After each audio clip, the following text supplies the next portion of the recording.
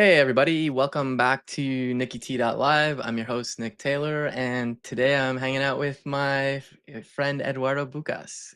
Eduardo, how you doing today? Hey, I'm good, thanks. How are you? I'm pretty good, pretty good. Like we were saying before, the live stream been super busy, but like good busy. Yeah.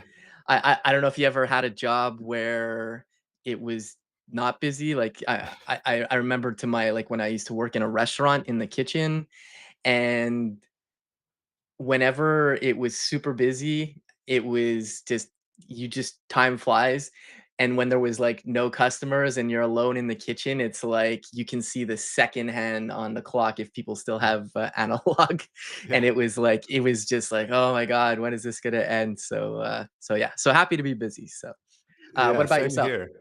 Yeah, same here. It's been busy as always. But it's yeah, it's good fun. Yeah. So I'm just laughing at Lori Voss's comment from the live stream I posted on LinkedIn. Uh, they're like, "Why is there a llama in the live stream?" And I explained basically, I don't know, because people ask about it sometimes. I don't know. I don't really have a brand, I guess, in terms of like how things look, but this alpaca, which I have it change like faces as we go through the stream, but basically it's an alpaca, and outside of Montreal, there's these llama and alpaca farms. I'm not sure why there's so many, but it's for the wool. They don't eat them, but this particular one, when we were at one of these farms, just looked really mischievous. So I Does it have basically a name? I don't know. I At the farm it didn't, but I'll just call him. I don't know. I'll call him troublemaker or something. I don't know. But Sounds good. so that's kind of my unofficial branding. Basically, is the story there. But Nice. anyways, we're we're not here to talk about alpacas. We're here to talk about something a little more relevant to both our line of work. So we're going to talk about so Netlify, for folks who I'm sure are aware of, a great PaaS platform. There's some new Netlify primitives that have landed, and we're going to dig into local DX as well. But I guess yeah, kind of what's been cooking lately over at Netlify, because I'll drop a link to our last stream where we talked about some primitives that came out. I think it was a year ago we streamed.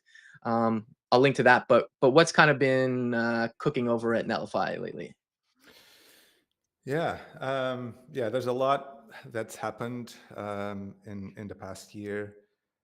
So I'm sure I will be forgetting some of these things. Um, But one primitive that we were kind of talking about just before the stream started was Yeah. the cache API, which is something that we launched a few months ago, and it's I think a really exciting way of doing caching in your application.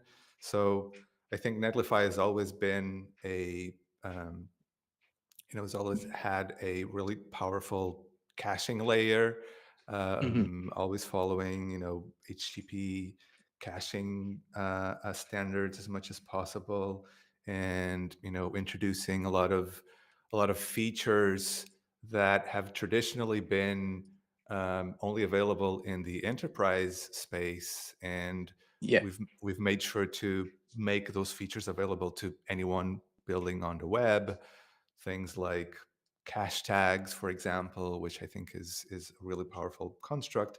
And then I think the one tool that we were missing in our caching toolbox was the ability to cache uh, individual HTTP calls that you make as part of your backend application.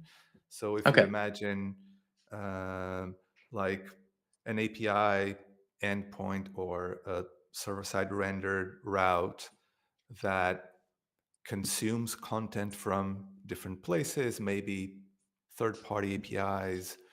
Um, Yeah. it would be really powerful if, in addition to caching the final result of that page, if you could also cache the individual calls that you make to construct the page in the first place. Okay, yeah. And that's what the cache API gives you, and it has a really uh, simple and minimalistic API around web standards, which we're also really bullish on. Mhm. So yeah, that's one thing that we can talk about for sure. Yeah, so like to bring some contrast to this. So like even if we just forget Netlify or any pass for a second, like just HTTP caching exists. Like you can literally run this off your server.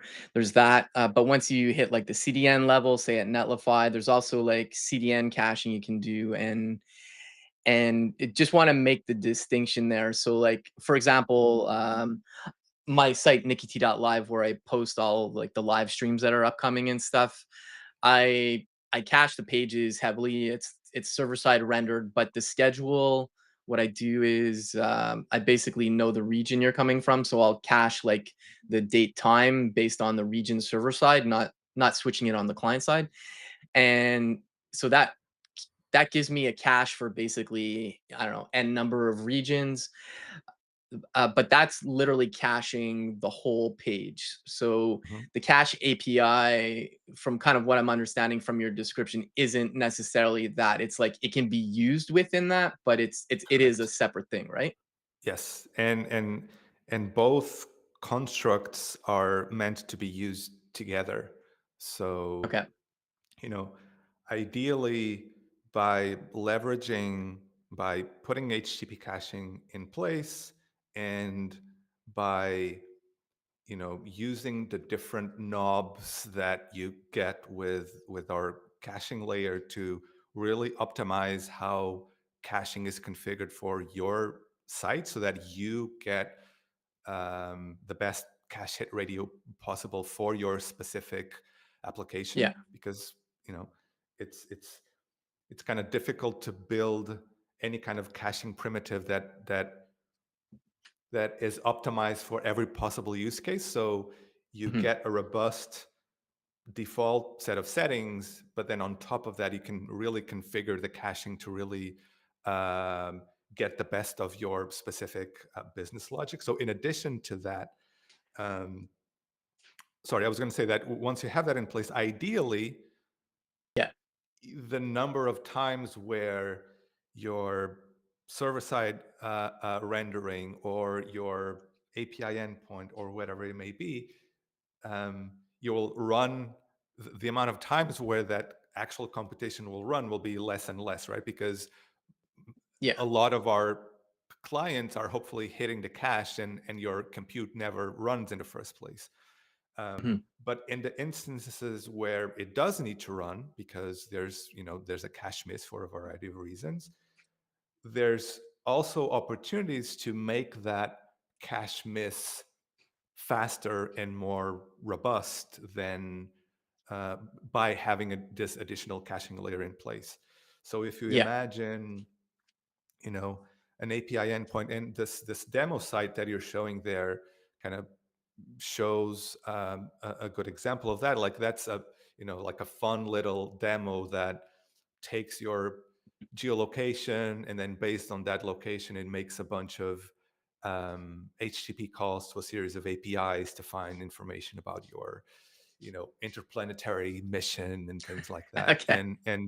And the idea there is that by um, instead of calling those, simply making a fetch call to those external APIs, by putting the cache API in place, there's a lot of times where um, the result of those third-party calls will be served directly from the cache. And it will Yeah. be a lot faster, and it will give you an extra layer of robustness in there, because there's going to be a time where, let's say, you're using a third party API that has like a service quota, and you have a lot Mhm. of people accessing your site, and by proxy there's a lot of requests that are going to be making to this third party API, and at some point you're going to hit your quota and your requests will start failing.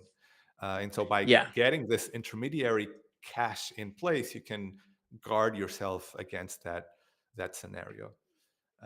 Yeah, So no, I see those are two kind of the traditional like HTTP caching layer and this more programmatic caching layer for individual HTTP calls. I see those are two different tools that can be used together to really optimize your application. yeah, no, that makes a lot of sense, and especially if it's an expensive operation or multiple calls, like I think you mentioned, uh, because there's the HTTP cache, whether it's on the CDN. Well, in this case, it would be on the CDN, and at some point it will invalidate it, well, depending on what you're doing, but like in my case, for example, like my schedule, I think I invalidate it once a day or something. So if it was really complex to get that, like even when the revalidation happens, it would be probably almost instantaneously, because unless, like, it depends how I set up the cache, I guess, but like Mhm. the schedule for my live streams doesn't really change literally every day. It's, I would say, like, for example, today after we're done this live stream, when I go to get the latest cache, it'll include the front page data will be everybody except you, because you've already been on now. But yeah, so you just end up with the two fast calls, the regular caching from HTTP and the CDN and that. Yeah. And I guess even on the client side, so like say you're, you have a spa that you've built, a single page application, like even if you're hitting some API endpoint that is literally hitting the cache API, that's still going to be super fast too. Cause, Yeah. you know, like, I mean, spinners look nice, but the less you see a spinner, the better probably. Yeah. So Totally. cool, cool. Awesome. So, okay. So that's like kind of a big one. And like, I guess, um, not asking you like about like which like clients at Netlify are using this, but like, have you like what are the use cases you've seen? Has it been pretty much like, just we have a lot of work to do, so we just definitely need to cache that, or are people using it in other unique ways, maybe? I think we see a variety of use cases from people who, as I mentioned, are making like uh, calls to external APIs, and they want to reduce the amount of calls as much as possible for performance and cost reasons. Yeah. Um, we also saw people using Netlify blobs a, as a way to kind of build this kind of bespoke programmatic caching layer, which is Okay. at the same time kind of cool that you can use a different Netlify primitive to build your own caching layer. But Okay. the cache API has been really optimized for this specific use case, whereas blobs is not, is like a more Okay. general purpose data storage solution, and the cache API is built with some characteristics that make it more performant for the specific use case. Okay. um, but yeah, we see a ton of different types of use cases, and it's always like the really I think the most fun part of my job is that you build something with a set of use cases in mind that you know people will do and that you've optimized for, and then you launch the thing and you realize that people are using it in all sorts of cool and unexpected ways, and that's always like a really fun part of the job to like watch people use. Like I was just earlier today I was reading a blog post where someone was using um, functions and blobs to build their own bespoke analytics service, Okay. which kind of blew my mind. Like when I worked on blobs, I never anticipated that someone would use it to build an analytics service, but that's pretty awesome. And the same Yeah. kind of applies with the cache API. Like when we talk to a customer, we see them kind of using this in different ways and unexpected ways, and that's always pretty cool. Yeah. Yeah. Yeah. Yeah. I always say to my guests when forgot to mention it to you, but whenever you see me looking to the left, I'm not bored watching cat videos on YouTube. I'm just checking the chat chat and stuff. But Yeah. yeah, I dropped a link to blobs and like a bunch of other Netlify primitives that we talked about last time. So if people want to check that out, it's definitely worth a watch. Um, so so we've got this. There's some other new goodie. I don't know if there's any others you want to talk about, but I know this definitely ties into the local development experience as well. Hmm. Hmm. So like for example, I'm running this site's on Netlify. It's running Astro site. So this is what I was talking about, where this I'm pulling in the Airtable schedule and stuff, and my past streams, etc. So this is running. I upgraded to Astro 5, I think, a couple weeks ago, and as far as I know, I have the latest Netlify plugin for Astro. So I guess let's talk a bit about that too. So, when you say like, I mean, I know what DX is, but like, I'm guessing there's been some improvements to the local development experience with Netlify. Hmm. Yeah. So for some context, like from the very beginning, it was important that every feature, every primitive that we offer in our platform, it it needs to be easy to it needs to be robust in production, obviously, but it also needs to be easy Yeah. to develop locally. Like if we give you, for example, a way to do redirect rules, it doesn't make Hmm. any sense that for you to, to incrementally create your redirect rules, you need to, write a file, push it to Git, and then let Netlify build it, and then see it in production or in your Yeah. or in your deploy preview. Like you need a much faster feedback loop. Otherwise, the job of creating and using these primitives becomes a pain, right? And so, from the very Yeah. beginning, we wanted all of these primitives to have like a local emulation, such that you fire up some command in your local machine and you start leveraging these primitives, and you see them instantly. I can create a function and immediately interact with it before I even Yeah. push anything to production. And Okay. historically, this has happened um, with the Netlify CLI. So the Yeah. Netlify CLI has a command called Netlify dev. And when you run Netlify dev, we spin up a local server that runs either your framework of choice or any vanilla HTML that you decide to use. And on Yeah. top of that, we recognize all of the Netlify primitives like redirects and blobs and the cache API and all of this stuff. And everything Yeah. works locally the same way that it will work once you push it to production. And this is, I think, an incredibly powerful and useful tool for developers.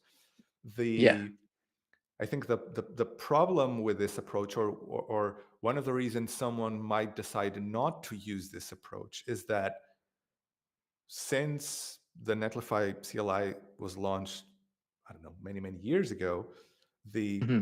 ecosystem has moved in a direction where the frameworks are now like a whole ecosystem that contain their own local development server, their whole, they really nailed a great developer experience that is tailored for that specific framework.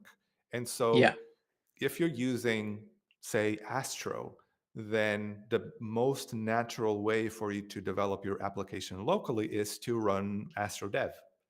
um, Yeah.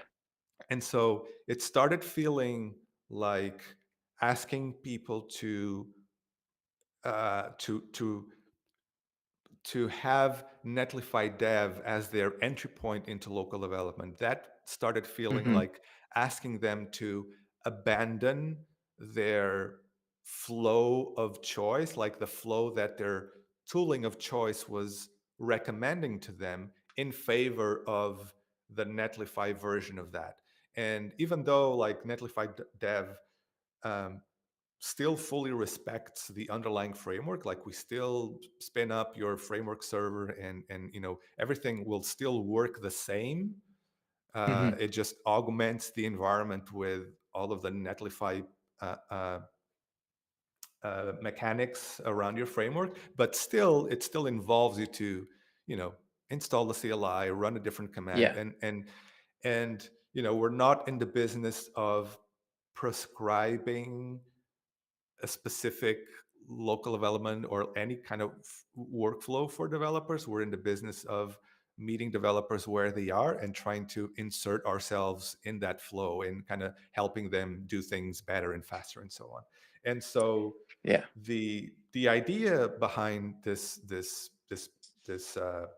change that we launched was, if you are using a framework that already has its own local development flow, we are going to bring all of our primitives into that flow such that you don't need to run a different command. You can continue to run your Vite dev or your Astro dev, and we find a way Hmm. of bringing all of the Netlify primitives onto that flow. Um, so that's kind of Yeah. the key idea behind this change, while still, the Netlify CLI is still out there. It still works the Yeah. same way. It's just about giving people the freedom to choose how they want to develop locally. Yeah, and I think this lines up with, one of the core tenets of Netlify, which is like, full disclosure, I used to work there, but Yep. uh, like, removing friction. And I remember when I was on the frameworks team, like obviously I used the Netlify CLI because one, I needed to dog food it, but also I for my own sites. And I got pushback from people sometimes when I said like, "Oh, you're deploying it to Netlify. You can just use the Netlify CLI locally." And it's to your point about it's like, but that's not how I do my dev. I do Hmm. npm run dev, and so I think this is addressing like a pretty valid friction point, Hmm. and also like when you go through the Netlify CLI, there might be other stuff that you want to do with like your npm run. Well, npm run dev, you could change the command, I guess, in the Netlify, but like stuff specific to the framework, maybe you couldn't do it because you were going through there. And so I think this is definitely a welcome thing because I've literally been using the Netlify CLI up until literally today. I'm gonna see what what we could do with what the new stuff is. Um, and also like, you know, even the Netlify CLI, but also this now, this definitely facilitates things, but definitely got to stress that making your local run like as prod like as possible is definitely not an easy feat. Like definitely don't want to diminish that at all. Like because I'm sure you put in, well, not just you, but like your whole team, like I always, it's kind of like, I don't know if it's old adage you would say, but like, all a lot of the simple things in life, and I always bring it back to like a Thule box. Like I snowboard in the winter, and I have this Thule box on top, and the ski boxes, you can open it and you put in your skis or your snowboard. And like when these first came out, you could only open it on one side, and like this might not be convenient depending Hmm. on, I don't know, where you're parked or whatever. And I love the Thule boxes, and I'm sure people have replicated this at this point, but they engineered it so that it was simple to open it on either side. But the amount of engineering that went in to make that happen was probably a lot. But the end result is like simple, and like so just to it's the usual thing. Simple doesn't mean it's a simple thing. It's Yeah. simple just means great APIs, excellent DX. So Yeah. yeah, hat tip to And the whole crew there.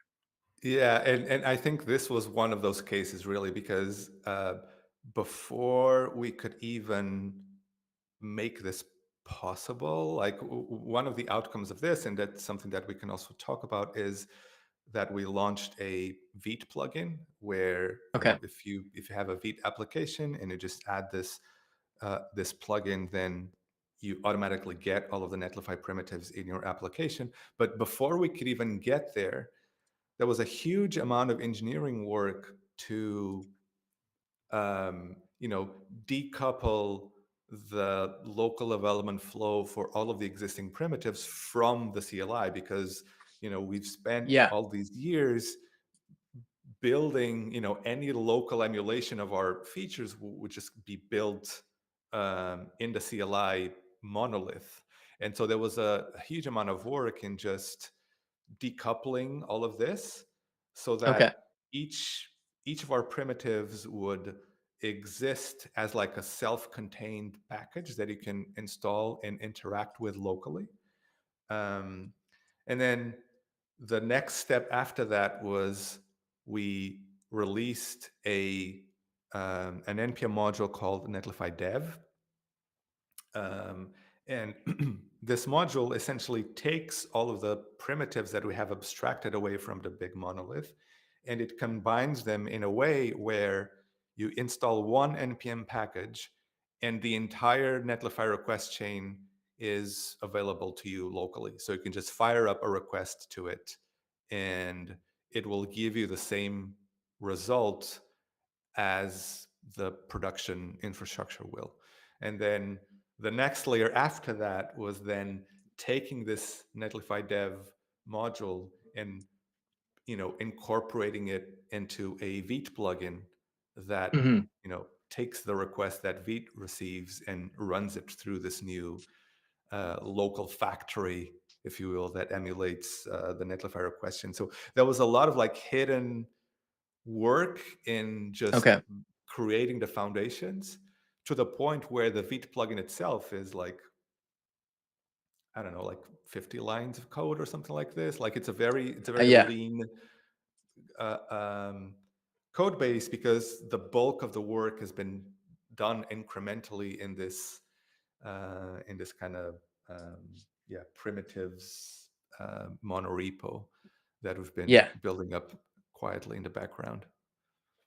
Yeah, no, that's super cool. And so I guess should we maybe just kind of dive in and take a spin and see what's going on Sounds good. in Vitlan?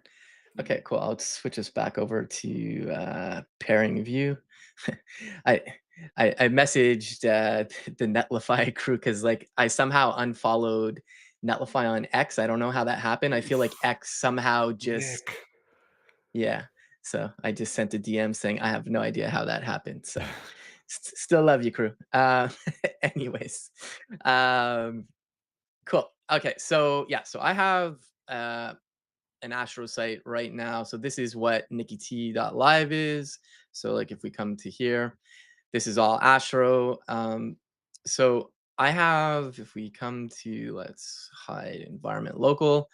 So if I go into the package JSON, I still have the Netlify CLI installed, Mhm. um, but I think the version of the Astro Netlify plugin is recent enough. I think I think so. I up I upgraded this a couple weeks ago. So when I moved to Astro 5, so okay, so in terms of if I want to start using these new primitives in the local development experience, is is it just as simple as I just literally npm run dev?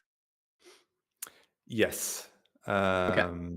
Yes. And we can try, like, to verify that it's working. We can try, for example, creating a Netlify function in your Okay. project, and then see that it that we can call it. Okay. My when it opens up, my main page might not load because I think I nuked my I think I rotated my environment variable for Airtable. So yeah, so don't worry about that. That's not Netlify crashing. So let's just go to another page. So okay, so I'm up and running with localhost now, so it's live. And if we just look at the logs here, so I can see here already like the Netlify plugin saying enabling session with Netlify blob. So and it's Mhm. doing all this emulation. So this signals to me I'm on a good enough version and it's Yeah, basically loaded up everything. Okay. correct. Yes. Okay. So yeah, I guess we could create a function. Would uh would this just be making a it's been a minute since I've written Netlify function, but um, should I still use the CLI to do a create or You can. It's up to you. Like, you here we can? can you can also create the file manually, or you could ask an agent to create the function for you, like Oh yeah, yeah. whatever We you we could prefer. try an agent, sure. Why not? We're welcome to AI. So let's see here. Cool. So create me a basic Netlify function that returns a JSON payload that has a message property that says hello. All Sounds right, good. Copilot, don't let me down. I'll just stretch this open. All right.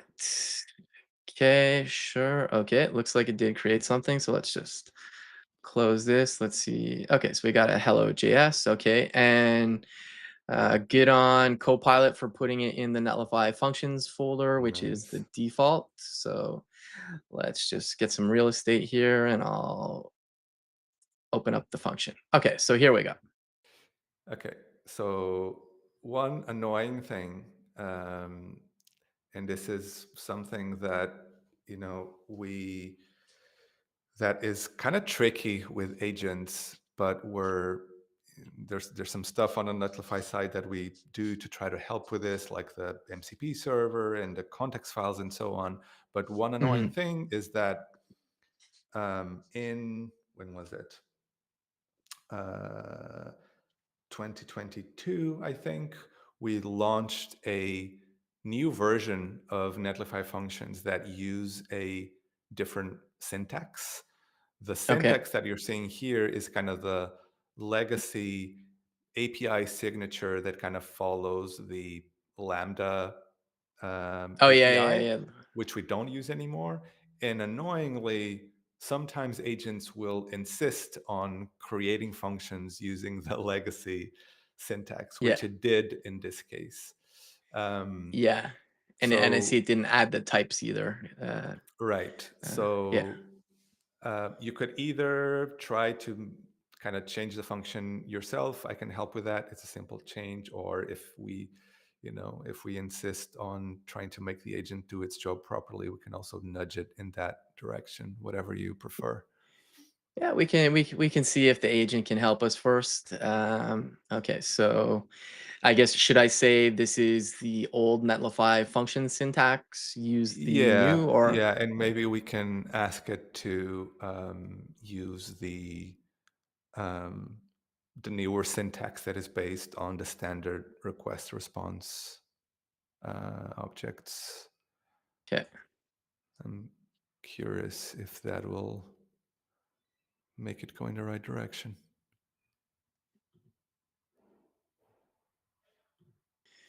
All right, I'll just shrink this over, but let's see. Yeah, this is and I mean this is not specific to Netlify. I've seen this happen with many projects where it pulls in old code, like, it's Yeah. still valid, like, I remember when, I know you've done a lot of Go. Okay, so this might look better, I'm not sure. Let's Hmm. see here. Yep, that Uh, looks like it. okay. Okay, yeah. Oh, yeah, so we know it's no longer the event. Yeah, exactly. Yep.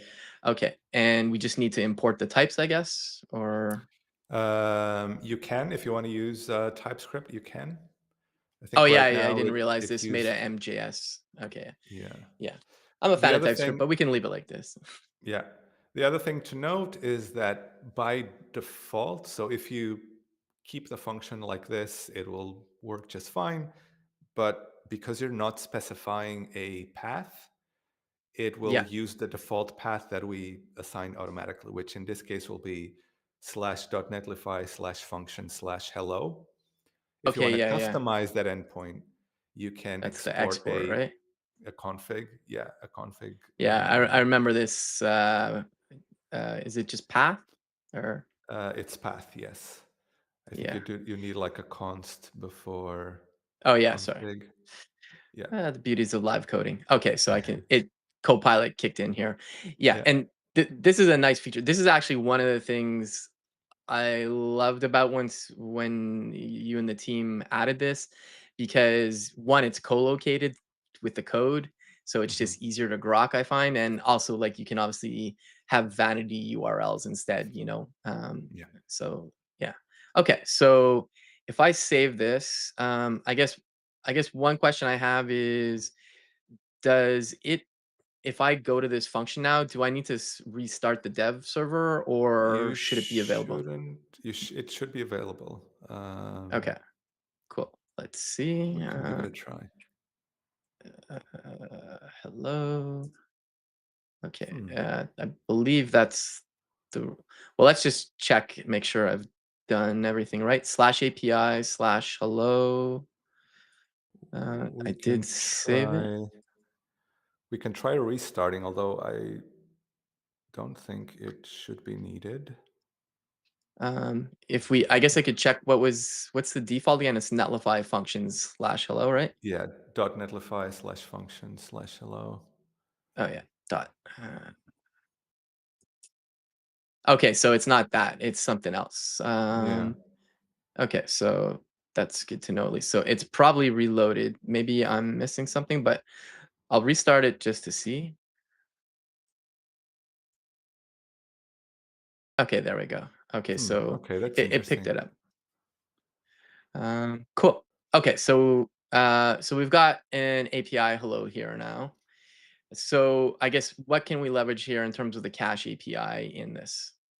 So so what I was saying earlier about kind of bringing in all of the Netlify primitives to your, in this case, to your Astro site, is that before this change, if you wanted to now, let's say, use blobs, you're building an Yeah. application that needs to store some data and then read that data later on.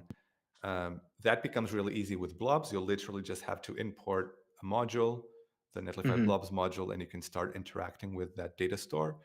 But Yeah. before, if you just used AstroDev without the CLI, you would get an error because the Oh yeah. the there was nothing, like there was glue code that is needed to like set up your local environment for blobs, that was not being set up because the CLI was not Okay. running. And that changed now. Like right now, you could start interacting with blobs right away from here without having to install or like to use any other command.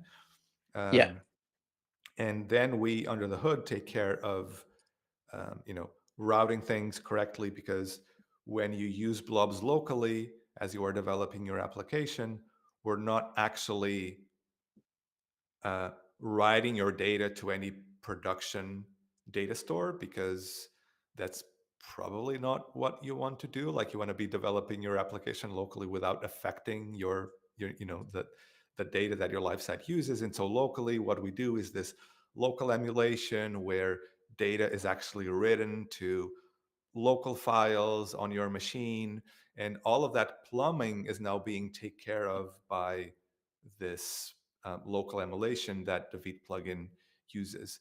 So we can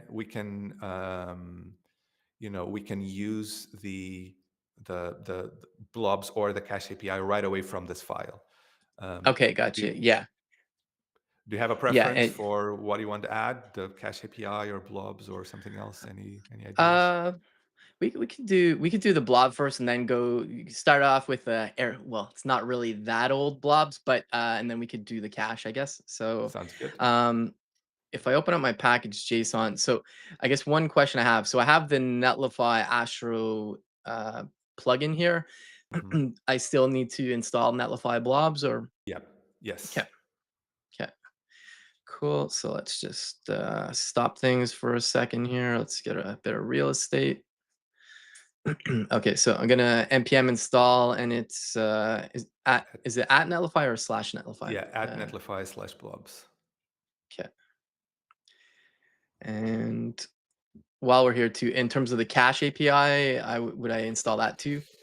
It depends on what you want to do. So the approach that we took with the Cache API was to lean on web standards as much as possible. And so specifically, we leverage the cache and the cache storage APIs.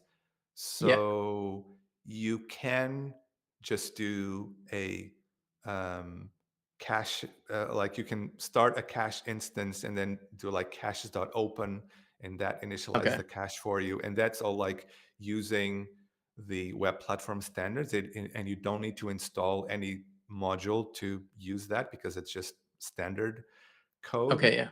Um, but in addition to that, we launched a couple of utility methods that live under a at Netlify slash cache Okay. package that let Yeah. you do some heavy lifting for you. And I can talk a little bit about that if we get to the cache API stuff. Yeah. For sure. For sure.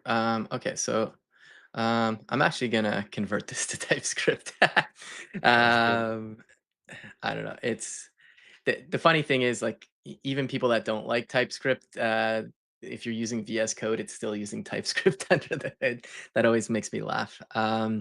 So this is just regular request, right? From the Uh, web standards. yes, exactly. Yeah. Okay. So I'll just type that. That's one nice thing. Don't have to import any types. And the execution context is definitely from Netlify, though, right? That would be from Netlify. Yes, you could import that from the Netlify functions package, which Okay. I don't think you have installed. Oh yeah, that's right. But I Cool. also, yeah, we can also, if you don't want to install that for now, you can just omit that parameter, but because I don't think we're going to use it right away. But it's up to Oh you if you yeah, can use yeah. it. Okay. Well, we can just we'll do the don't do this at home, folks. There we go. Yep. Okay. Cool. All right. So we've got it here. Let's start up the dev server again. And we'll just make sure things are running. Okay, so the API is still good. Okay, so yeah, so we want to leverage blobs here now. So Mhm. I guess what what should or what can we put in? Like blobs is like basically binary data. So what what do you typically see? Like I know like when I was working on the Next.js plugin, we used it. At least that's changed since I've been there, I think. But I know we used it in some cases for like generated pages at some point, I think. Mhm. But like Mhm. for an example here, since we're not building a a framework plugin, what would be something like I guess rudimentary to pop in there for blobs for showcasing?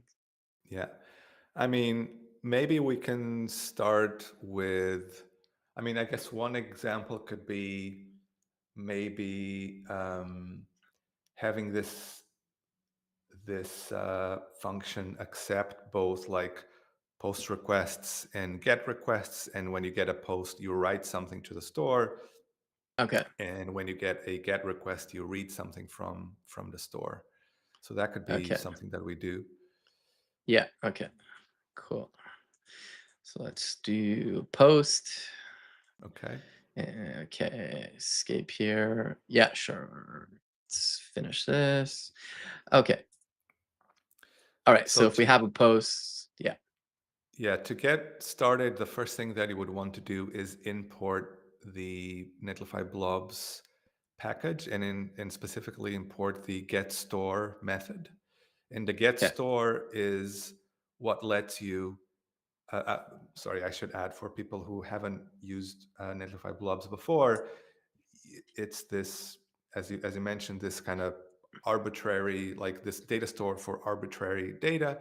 And it works by you can compartmentalize your data in different stores.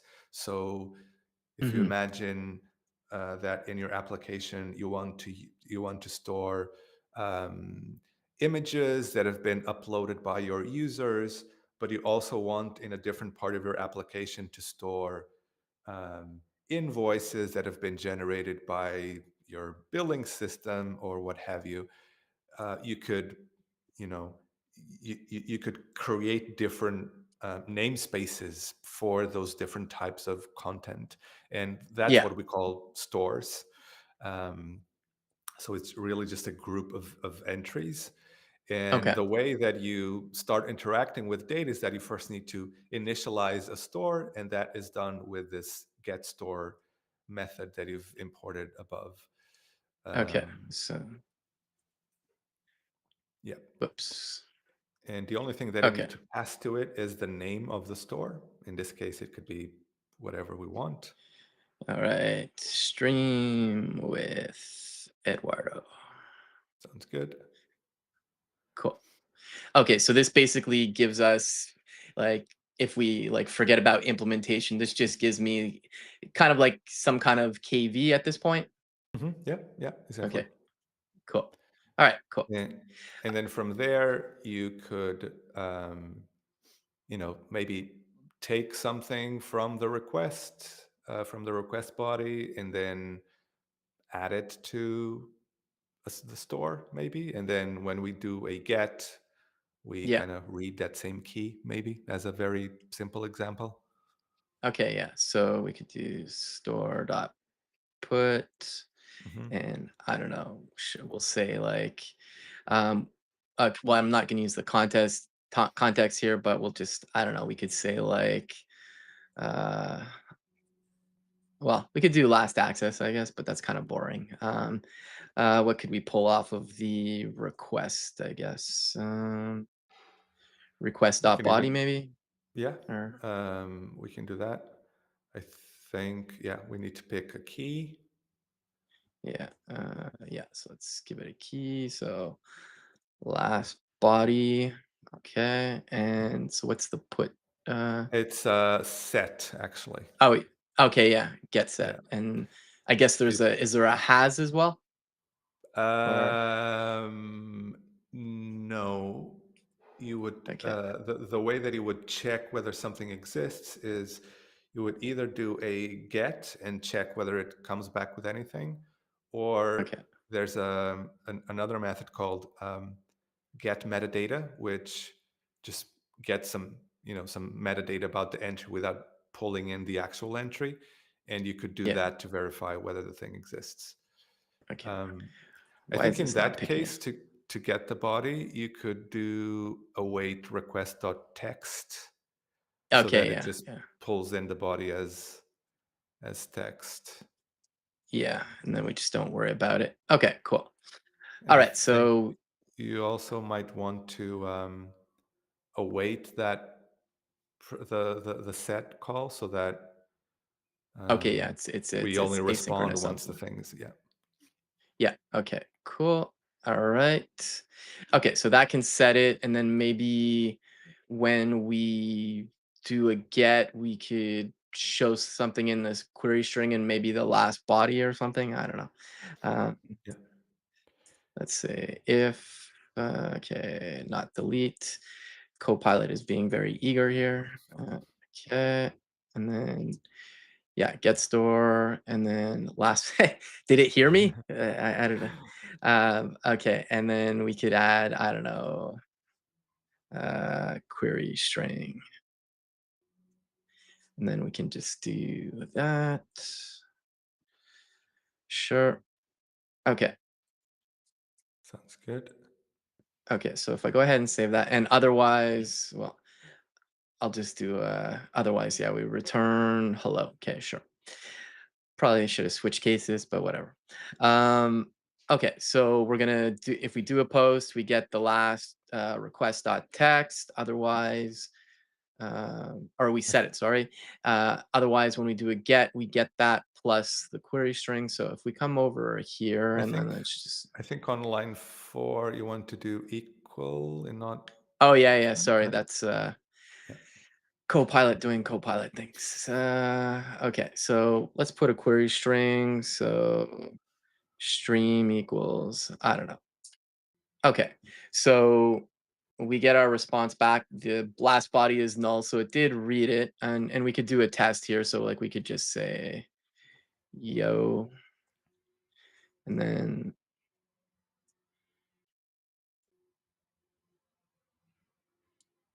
did I save that properly? Oh, no, I gotta do the post to save it. Never Yeah, mind. So, yeah, yeah. Okay, so let's do an actual post. So, um, I guess I could just curl it. Uh, yeah, I'm always terrible with curl commands. It's to pass data. How is it again? I usually use Control A you curl. should be Is able it to dash X? do yes. Dash X should do the job. Okay, and I'll just say this is the body. Okay, so let's refresh this. Did I do that right? Hmm. Let me just make sure this actually did something. Let me just do a get. Okay, that's good. No query string. That's right. Uh, did I Maybe do? maybe we need to add some console logs in there to see if it's. Yeah,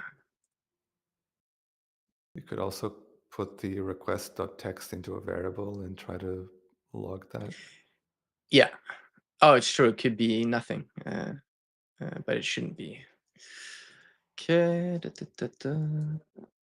Body equals yes. Await. Yeah, the Okay. beauty of Body.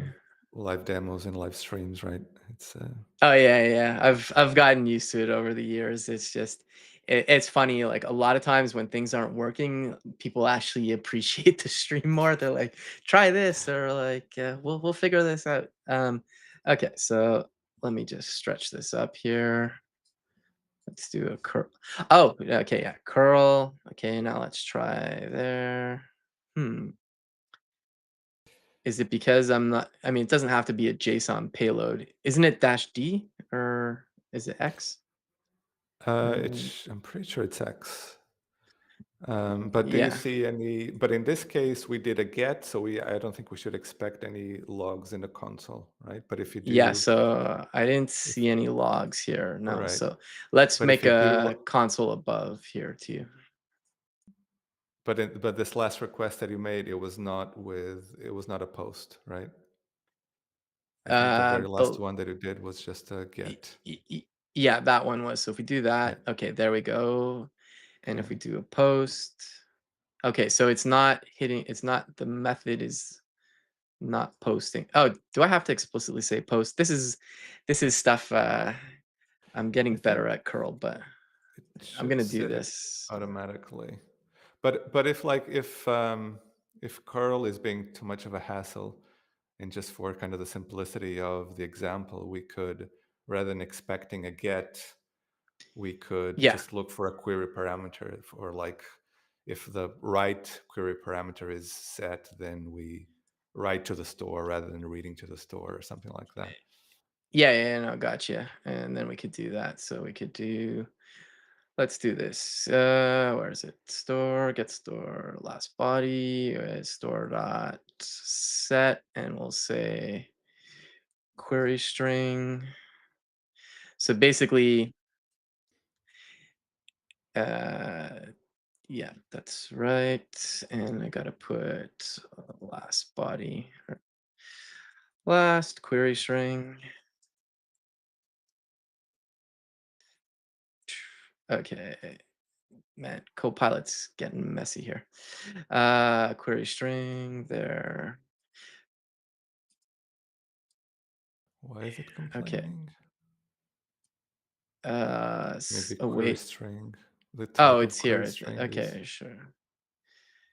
Last query string await store dot set. Oh no, that's sorry. This doesn't need to be that. That's just await, and then we here we'll just do a get, uh, and then we'll do this. So this is uh, obviously you probably don't want to read and write right away, maybe, but um, why doesn't it like that? Is it Set. because it's potentially null? Oh, it's expecting. No, I it think says it doesn't block. like null. Oh, I think yeah, you need to yeah. have like a Okay. fallback for like an empty string or what have you. Yeah. Yeah, let's do that. Yeah, good old TypeScript kicking in. Go. Yeah, so obviously this probably doesn't make a lot of sense in terms of like setting it and reading it from the store right away, but it's more just for demonstration purposes. So if we do that, okay, so it gives us the query string and that's coming from the blob store. So like we can do this actually. Uh, Yeah. yeah, well, we can see it's already, we don't even need to console log it. It's setting it.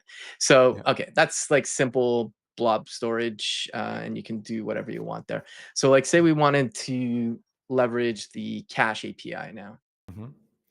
Yeah. So the cache API, let me ping you the link to the docs in case that is useful.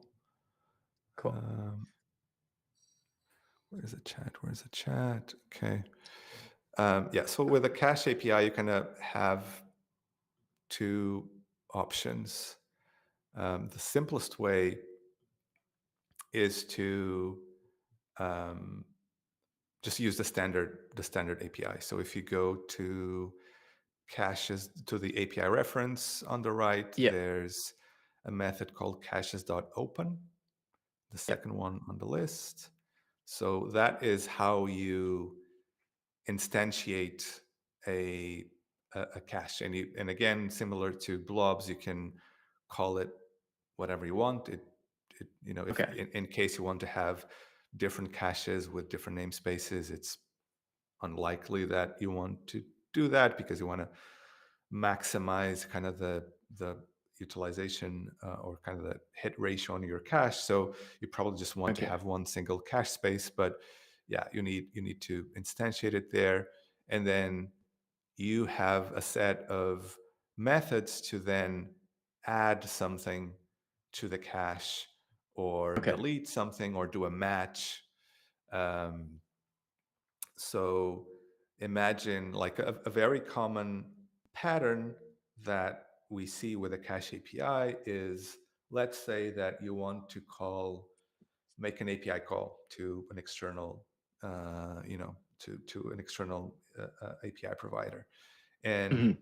before, like without the cache API in place, you would just do something like fetch example.com. And Okay. with the cache API in place, what you would typically do is you start by checking whether example.com is already in the cache. And that happens with the Okay. cache.match method Okay. that you see there. And then you evaluate the result of that. If it comes back with a response, then that's your response. You don't Okay. need to make a fetch call because that's already the response for example.com. Um, Okay. if it comes back as undefined, then Yeah. it means that we don't have example.com in the cache, and therefore you want to do two things. You want to fetch example.com so that you can Oops. return it or like use it in the context of your application. Okay. And at the same time, you want to add it to the cache so that on subsequent invocations, it's ready to be served from the cache. So this is a common pattern that we see, and I think there's an example in that docs page. Yeah, so if you scroll down to the examples section, Yeah. um, there's a link on the right if you want on the navigation. Yeah. There. Oh yeah. Okay. So I think this will illustrate what we were talking about. So this is the original, like the original code without any caching in place. You want to make Okay. this request to example.com/expansive API, right? And so you just call fetch, and that's it. You're getting the response directly, and you're piping it back to the response of the function. If you then go to the cache API tab, so the second tab next to original, Yeah. then this shows you what I was talking about earlier, where before calling this expensive API, if you see on the line, like outside of the handler, we initiate the cache by calling Yeah. caches.open, and we name our cache. And then before making the request, we first ask the cache, hey, do you have this, a matching response for this request Yeah. in your cache? And if you do, then what comes back is the response that is ready to be used. So we just return that right away. If we Okay. don't, then we first fetch the the response, the fresh response, by Yeah. calling fetch as normal. And then we do two things. We first call cache.put to to put the entry in the cache. And Yeah. then did you? Oh, It yeah. somehow, eh, sorry. Yeah. And so we call cache.put to put the response in the cache for a future invocation. And then we return the fresh response as well. Okay. Yeah. There's a Yeah. little nuance there. If you see the .clone call, it's because we like we can't um, write the response stream to multiple places unless you clone it. And in this case, we need to both use it in the function, but we also need to Hmm. put it in the cache. So we're cloning it so that you kind of Yeah. T the response in two, and one goes to the cache and one kind of stays locally for you to manipulate. Um, Yeah. but then the third thing that I wanted to show you is that if you scroll up a little bit and go to the third tab Oh where yeah. it Sorry. says cache API plus fetch with cache, like, because this is a very common pattern of, check if it's in the cache. If it is, use it. If it's not, fetch it and then put it in the cache. We've Okay. created this utility method called fetch with cache that abstracts all of this for you. So it's this method that you import from the Netlify cache module. It has the same signature as the native fetch, but it's automatically kind of plumbed through the cache API, so that under the Hmm. hood it automatically does the job of like, okay, you're telling me that you want the response for this request. First, I'm going to check if it's in the cache, serve it from the cache. If it's not there, I'm going to fetch it and then put it in the cache. So it's like this kind of Yeah. convenience method that makes certain kind of common patterns a lot more ergonomic. Yeah, no, yeah, I definitely like that. But it's good to show like this is pretty much what it is under the hood. And Mhm. yeah, so yeah, and this is pretty neat. Like you said, you probably want to do this for many. Well, caching something in general is typically a good idea unless you need real time data. But like, there's the getting rate limited, like you mentioned. Maybe the service goes down sometime. Like maybe it's a less reliable service. Hopefully not. But like, you could cache stuff. Like knowing that I don't know every day this goes down at like I don't know noon. So like let's just cache it at like Yeah, 11 a.m. and then yeah. um cool. And And and then really just to kind of speak a little bit to that use case, I think it's important to mention that this also, like the cache API, ties in with all of the other constructs that we have in our caching layer. And what I mean by this is that um, like the cache API respects standard cache control headers. okay. So this means that by default, if you're trying to cache this example.com/expensive API, um, it's going to look for any cache controls on the response that comes back from that. So if it has a Okay. cache control header with, max age 60, then we're only going to keep this response in the cache API for a minute, because we want Okay. to respect what the a resource is telling us that it wants to do. Um, Yeah. if it doesn't have any cache control headers, this will actually not be cached because we're trying to cache something that is telling us it doesn't want to be cached. However, Okay, gotcha. um, this is where the fetch with cache utility method that I showed you really comes in handy, because when you use that, you can override that behavior and you can Mhm. specify exactly how this resource will be treated in our cache.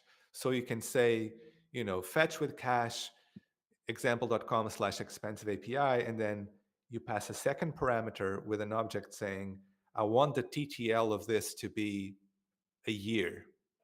Okay. Um, and I want to use these cache tags associated with this resource.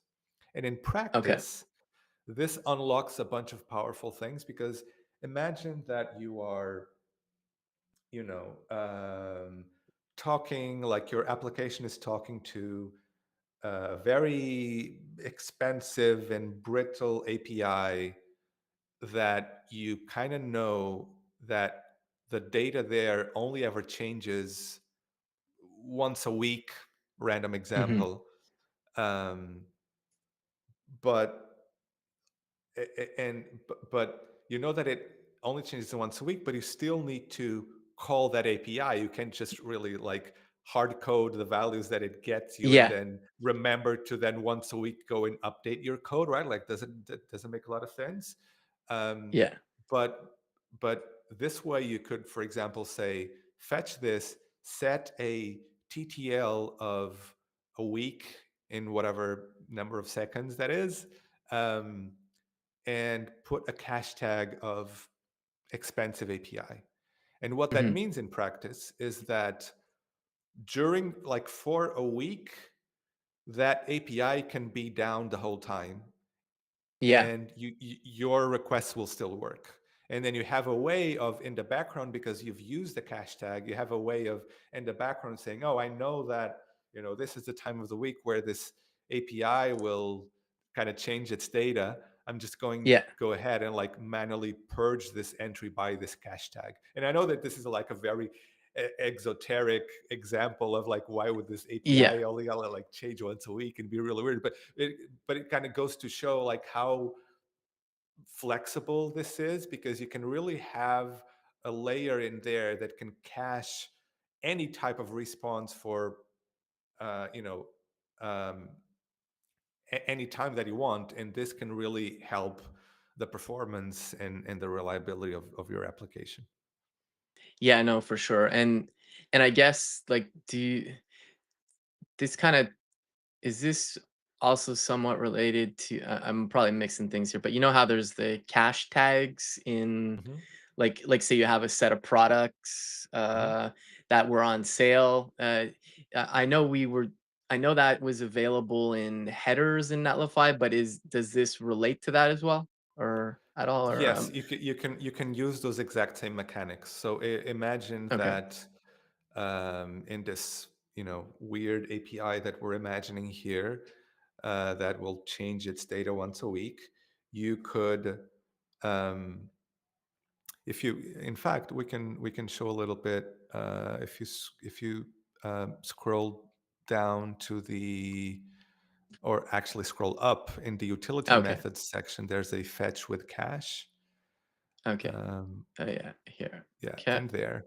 So in there, you get all of the parameters that you can pass to the cache settings to really Hmm. configure how this entry will be persisted in the cache.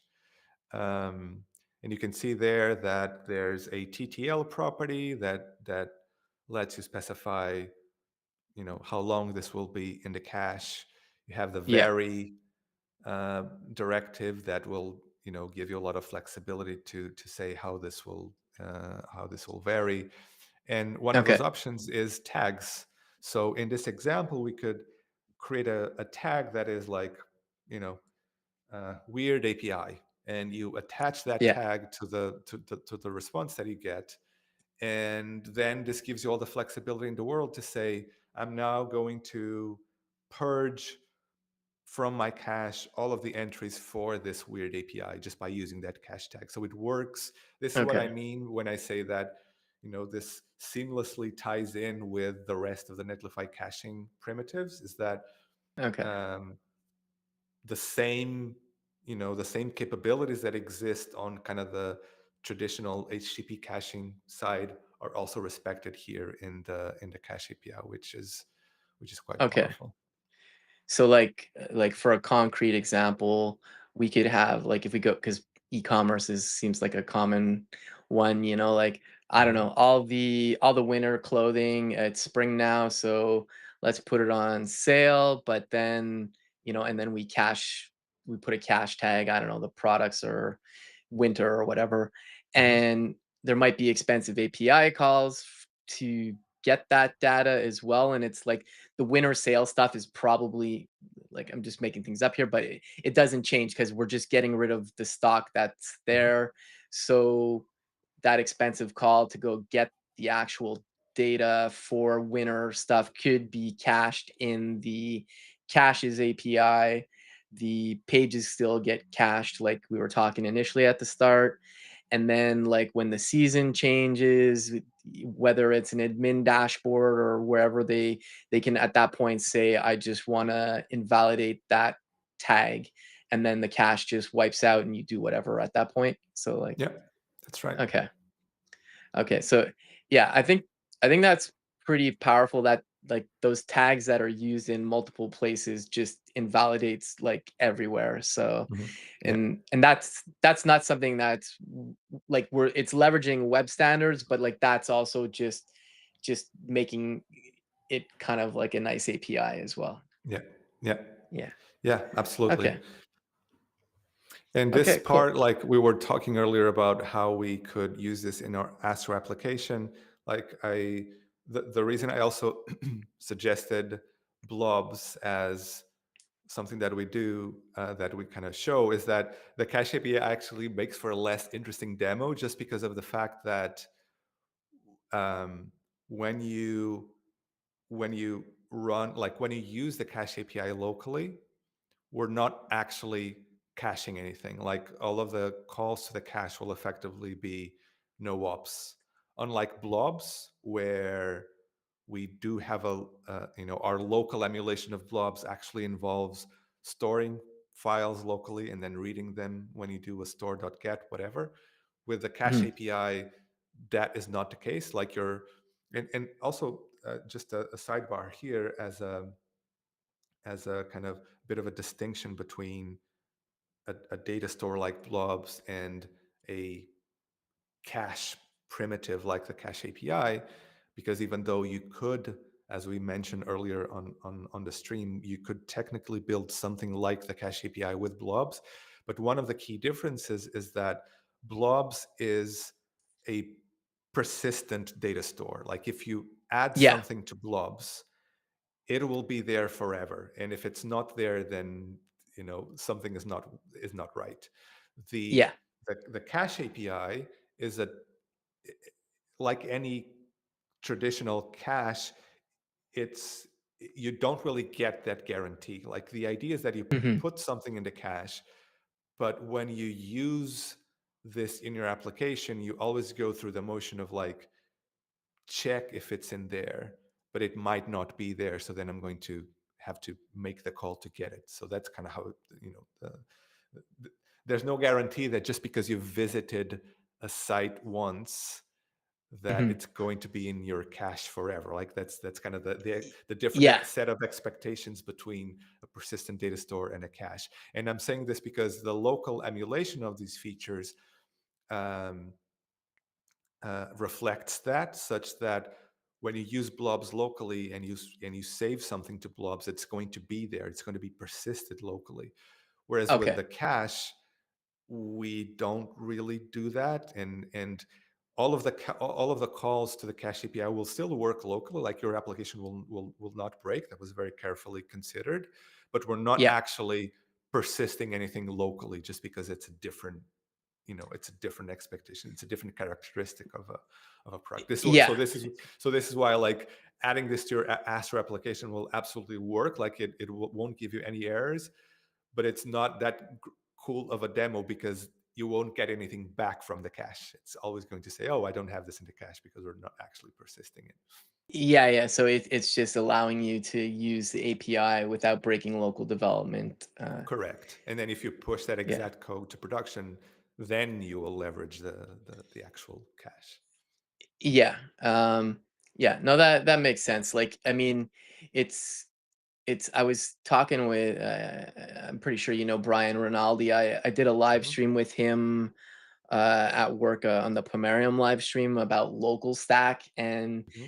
it's not exactly the same thing we're talking about here, but it is emulation. And he was saying some things you just like, it's either a no op or it doesn't behave exactly, but it still allows you to use it. And Yeah. I think I think that's a good trade-off though, to be able to have a better experience, and like just knowing these things going in.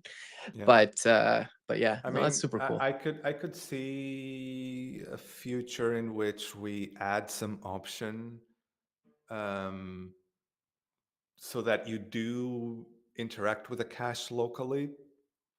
The challenge there is that, and this is kind of, sorry, maybe this is getting too much into the weeds, but the like the Let's get in the challenge weeds. of the challenge of trying to emulate your cache locally is that, um, locally you often want to instantly see the changes that you are making Yeah. to your code, and you could get into a scenario where you're developing a function and you set like cache control headers, and then you go and change something in the code, and then you invoke the function in your browser, and you get Mhm. the older response because we're serving it from the cache because you told us Yeah. that you wanted it to be cached. So it's kind of a weird scenario where, Yeah. I think that the most expected behavior is that locally, we're not respecting the cache headers. But I could totally also see a mode in which you say, "Hey, I actually want to, you know, inspect the interaction with a cache. So I do want to see, Yeah. I do want you to cache things locally." So that's something that we've actually discussed a number of times internally, but we never really made any progress in that area. But it's, yeah, Yeah. something to The consider. it's definitely something to talk about because, like, for example, in the like what I used to do, and I don't know if I've turned it off, but like in the Chrome Dev Tools or any, even in Firefox, you can disable the cache when the dev Mhm. tools are open, and that's a good thing sometimes. But to your point about like, I actually need to test how it works. You probably shouldn't have that on, So it's a double-edged sword, right? Yep, The totally. convenience versus, oh yeah, we never really tested the caching because I always had it Yeah, disabled. So, yeah, yeah. uh, but yeah, for sure, for sure. Cool, cool. So, I know we're almost up on time here, but yeah, it just sounds like there's a lot of new goodies out there. And uh, just to reiterate, so obviously there's an Astro Netlify plugin that's been updated that supports all this. There's also a bare bones Vite plugin for Netlify, I Hmm. think you said, and Hmm. I Yes, imagine Astro's based off of that. I imagine. yes. Um, uh, are the are there other frameworks like has like I use TanStack start, for example, for a work thing. Is that Are there plans, or are those plugins already in motion, or Yeah, we're working with TanStack on some interesting developments there. So, I'll, uh, keep your eyes open because I think there's some interesting stuff happening there. Um, yeah, I wanted to plug, if you don't mind, I wanted to plug yeah, go for it. the bare bones Vite use case as well, because I do think that it's quite powerful that you can, um, spin up a vanilla Vite application and get all of that stuff, Yeah, all of the Netlify primitives working locally. That was actually a pretty fun demo, that I made the other day to showcase this. I'm going to send it to you in the chat. yeah, Yeah, I'll Um, definitely go ahead and share it. and in this demo, there's also a link for the repo where this runs. Okay. And in I'll that repo, you can see how simple the application is. Where Okay.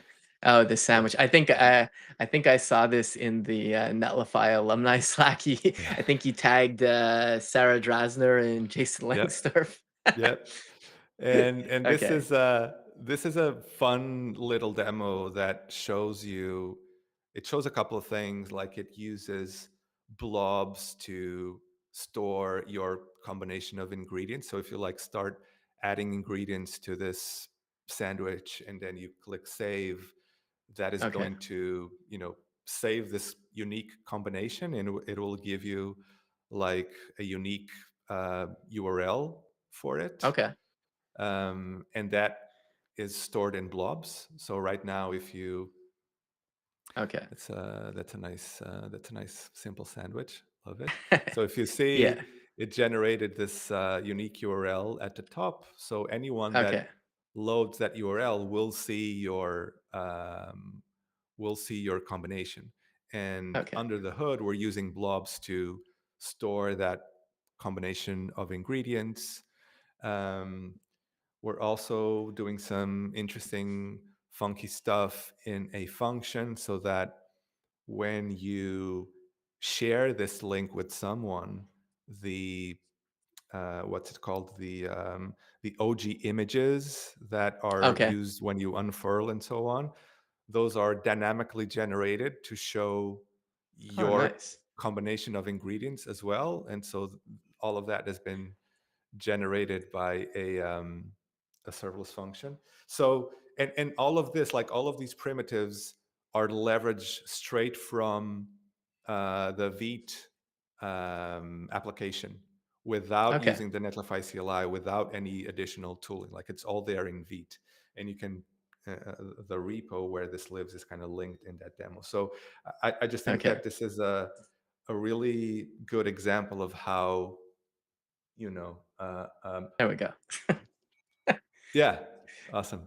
I Cool. think that's a really good example of kind of how bringing all of these primitives right into people's development workflows is really Yeah. powerful with something as ubiquitous as Vite.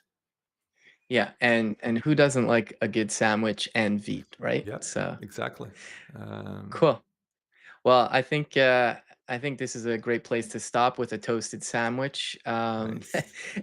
Eduardo, thanks for taking the time to hang with me. It's always great Thank you. catching up, and I know you got a lot on the go, so it's much appreciated. I'll be dropping all the links in the YouTube recording description. But thanks everybody for hanging today, and what do we have coming up next here? I'll drop the schedule, but got a bunch of things going on. But next stream's coming up. It's with my work stream on September 8th. Going to be hanging with Lucas Wall, who's a CEO, founder, and assistant professor. We're going to be talking about AI and like Libra chat, and there's a marketplace there. So tune into that. And yeah, thanks everybody. And Eduardo, if you just don't mind staying on for 1 second, and we'll see you in the next one. Thank you.